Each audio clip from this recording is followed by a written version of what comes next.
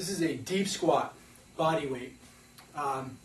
What we're looking for out of the deep squat, now remember, this is not a strength and conditioning program. We're not looking to build muscle. We're not looking to condition the body. What we're looking to do is to change movement pattern. And there's some key fundamental concepts in how the body moves. One of them is the connection to the ground. Your ability to compress completely and fully to the ground, creating friction in an interface, which can then be used to produce movement. We use the deep squat as a way to become more proprioceptively aware of that interface. In becoming more proprioceptively aware of the interface with the ground, we're also more proprioceptively aware of the legs driving, becoming the power driver, the pelvis and the torso, the pelvis and the core becoming the controller of that power. We then are having to maintain a spine in an isometric orientation while we go through the squat. Good, correct posture, maintaining that posture. We don't want dipping spine. So we're embodying from the floor up, from compression up, everything it takes to make an athletic movement, whether it be a linear movement like running or cycling, or rotational movements like throwing, hitting. It's our ability to compress, use the legs to drive, core to control, and the spine to stabilize, that allow us to efficiently make those movements. We use the deep squat as a way to become more proprioceptively aware of that connection and to control that connection to our benefit. So, a deep squat. We get a base that's just a little bit wider than our shoulders.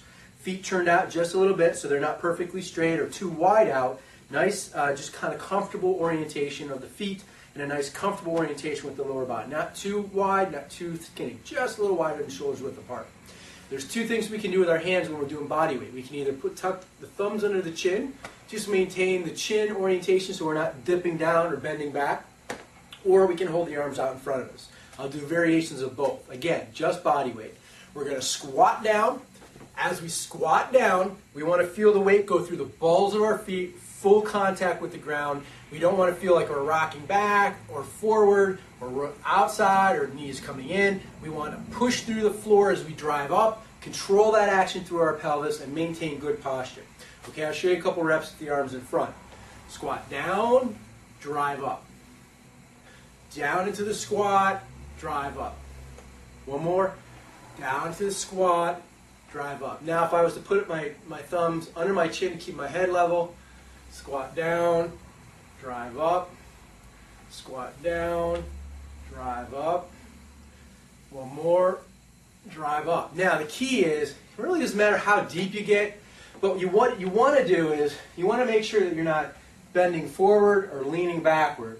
You want to drop your butt straight down into the squat, pushing through the balls of your feet, full contact here, and push through the balls of your feet into the ground to drive up out of that squat. So from this view, squat, and then drive up.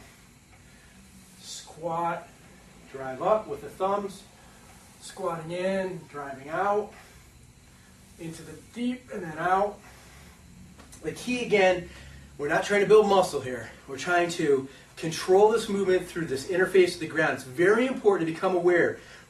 Where is the weight in your feet? We don't want it rolling back or forward or out or in. We want to compress solidly through the ball of the foot with a full foot contact, pushing into the ground, feeling it, receiving it, sinking, gripping, and then driving up by pushing solidly into the ground. Okay? If we add weight to this, we're not adding weight to build muscle, like in a strength conditioning program.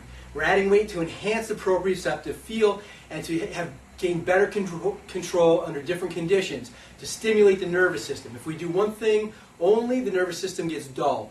We change that a little bit. We're constantly forcing the nervous system to adapt and to reevaluate and feel. So it's all about proprioception and about coordination, not about strength and conditioning. This is not a strength and conditioning program. If we were to add weight, we can use a dumbbell, hand holding it to our chest, and then squatting from here into the squat, and then driving out. 1, 2.